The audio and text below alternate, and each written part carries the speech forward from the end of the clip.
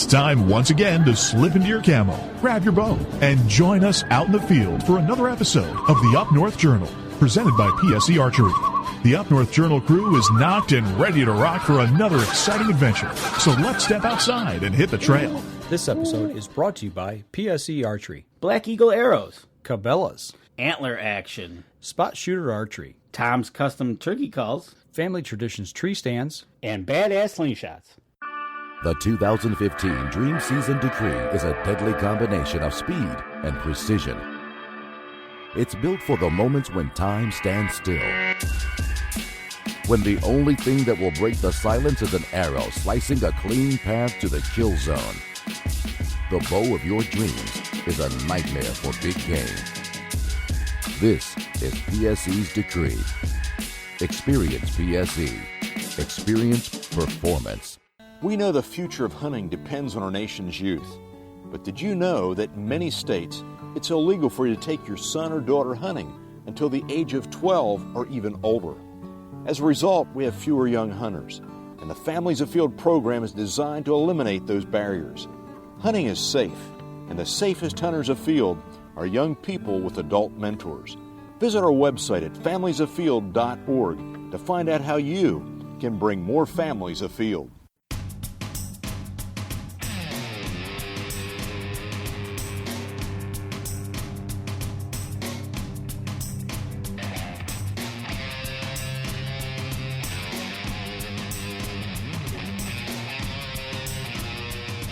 Welcome back to another Up North Journal Minicast.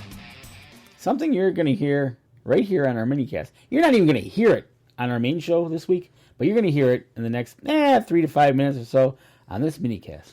And it's a reoccurring theme here. We've been talking about bow hunting, been talking on our main show about getting to and from the stand. One of the Minicasts we talked about how we hold our bow, or do we put it on a hook.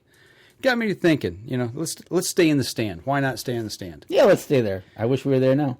All right, you're sitting in your ground blind, or you're sitting in your ladder stand, much like what I would do, and you're watching deer come through, and you deem something that you're going to sling an arrow at. All right. Every deer I see, I picture that moment. Okay, take me through from that sitting position to I need to stand. At what point do you stand if you're in a tree stand?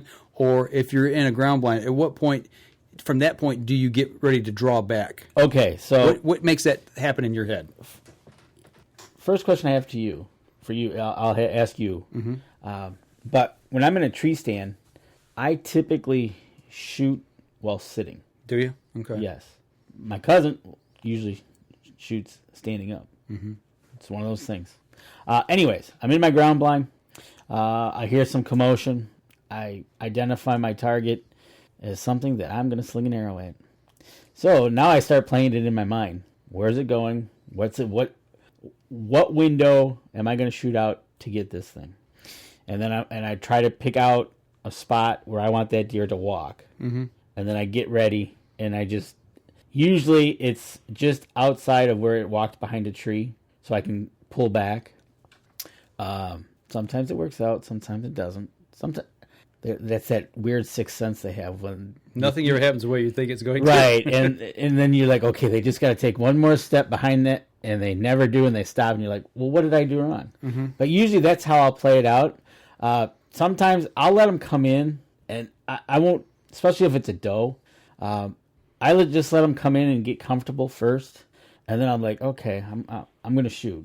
Mm-hmm. So now when do I want to shoot? And then I'll play that again. Okay, so maybe it's going to walk away or it's going to turn, and then I'll take the shot. But usually I try to play it in my head, and I try to pick out a window of opportunity that I want this deer to go through. Broadside or quartering way shot? Yep, exactly. There's a couple spots where, they'll turn and they'll come uphill at me. And then it's like, okay, if they turn right, I can go this way. If they turn left, I go that way. But that's how I usually play it out. Unless, and it hasn't really happened where it's a real quick, they've come running in. Mm-hmm. It's only happened once or twice where I was sitting there and I seen does on my left, and then all of a sudden I looked to my right and there's a buck standing there, and I'm like, oh, okay. Where'd you come from? Yeah, exactly. swing around and shoot. But no, that's how I do it. How do you play it? Almost always standing. Last buck I shot sitting. Not because I wanted to. I got into a position.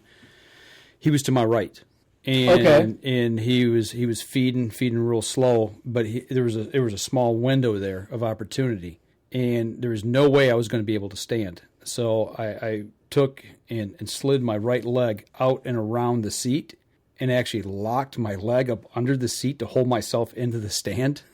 Oh, nice. And kind of swiveled because, I'm a right-handed shooter. So naturally, I'm going to shoot off my left side. Yep. So I had to, turn my body in the seat and get turned without getting busted. It was a 27-yard shot. And I had to make that swivel. And when I did, I was like, there's just no way I'm going to be able to stand, turn, draw, shoot. And that's how I made the shot. I actually swiveled around. But how do I determine? Always situation dictates, obviously, but I always try to get myself into a standing position when they're in cover, even if it's does coming in. Because we're on a doe management plan up there, and yep. I don't know what's coming. A couple of spots I hunt, it's real thick, but if I see movement, first thing I do is before they get in tight, I get into a standing position and have my bow, my release on the D loop and my left hand on the riser. I'm ready to draw. I don't have my hand out in front of me, but I've got it, kind of at waist level. So all I have to do is simply pull back with my right hand and then tip my body, for that downward shot. Why standing?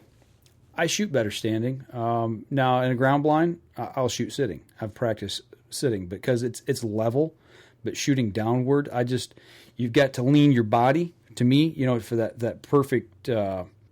What do I want to say? Body form. Yep. For shooting form, I like to be standing and then bend at the waist instead of dropping your arm. You drop your arm, you're more likely going to shoot under a deer. So that's the one reason I do that. But I get into that standing position. I'm more comfortable, and if I draw, I feel I can hold back longer if I need to from a standing position than the sitting position. I got more body strength. Whether that's true or not, I don't know, but I feel more comfortable. Okay, cool. But yeah, I wait for the deer to either put his head down or, like you say, get behind that tree and get into that window of opportunity. Situation always dictates. Oh, I know, and usually when I got my pop-up ground blind, when I have it set up, I've got the optimal situation point. It's like, it never works out. Right. It seems like there's always a problem. But that gives you things to work through while you're out in the field. That's what makes you a hunter. How am I going to get around this problem? I don't like to hold back long. When I draw, my nose is right on the string. I'm looking through the peep sight. I center it up and bang, man. I execute the shot. I don't. Yeah, I don't try to wait. If I get to that mindset, draw, find my spot, aim, shoot, let go. Yeah. Don't you start thinking about it. Yep. Yeah, it doesn't work out too well. Yeah. Do you concentrate on antlers? When you see them, it's like, do you look at no.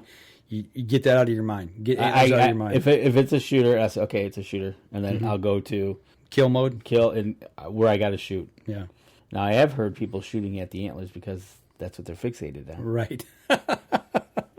But no, when that happens, the first thing, once you identify it as a shooter, I've learned to get that right out of my mind. Don't even let it, because it will influence. It's like, wow, I really want to no. You can look after it's on the ground dead. Right. So identify, and once identify, acquire target, pull the trigger. That's right. The gun or bow. Yeah. But yeah, usually from a standing position, and once I make that decision that's a shooter buck or a doe. The thing I don't like is when other animals are in the area. If it's a group, you've got that many more eyes watching. Now, let's put that scenario in front of you. You're going to shoot buck or doe, doesn't matter. You're in a stand. There's other deer around. Do you worry about them spotting you, or do you just draw and shoot? Do you just do it that quick? And yes, I worry about them spotting me. You do? And I try to, the one I'm going to shoot, it's impossible because you got all these eyes and ears just going 100 miles a minute, and you're looking. And after a point, though, you go for it. You're just fixated on the shot. Okay, I'm gonna shoot at this deer right here, and it's gonna go, and then you just go for it because after you let that arrow go, it's like, okay, And Can't call it back. you can't call it back. Yeah. You try to take it, the best shot possible and ethical, and head down and broadside or quartering away, and Put it in the boilerplate. exactly. Okay. All right. Just wondering. Nope. You're kind of wondering that whole thought process and how that runs. And I run through that whether I see deer or not. It's like, okay, if I see it, it's always playing in my mind. Do you ever draw back on a deer you don't intend to shoot just to see if you can draw back on them and then let down? Do you ever practice a draw? Have you ever practiced? Yes, I have. Okay. Yep. I try to. I've practiced a couple times, like when I was in the tree stand a couple times, running them in the blind. Yeah. Yeah. And I make sure I'm not aiming at the deer, but I do practice that draw cycle. Especially now that I can't shoot a doe or nothing, it's like, Yeah. I got to do something. Yeah. Now, if there's a bunch of deer down there, I won't do that. No. If If it's a solo- single a lone deer coming through, it's like, it's like that would be nice, but Right on. or you try to do that and you can grow a little bit bigger. Yep. A little bit bigger. In your mind, you go, bang. Yeah, exactly. Been there, done that. Right on. All right. Well, that'll do it for this minicast. This episode was brought to you by PSE Archery, Black Eagle Arrows, Cabela's, Antler Action, Spot Shooter Archery, Tom's Custom Turkey Calls, Family Traditions Tree Stands, and Badass Slingshots. Thanks for listening, and join us again here next week. Until then, remember, as we always like to say, if you're out on the water or in the woods, shoot straight and be safe. Until next week on the Up North Journal.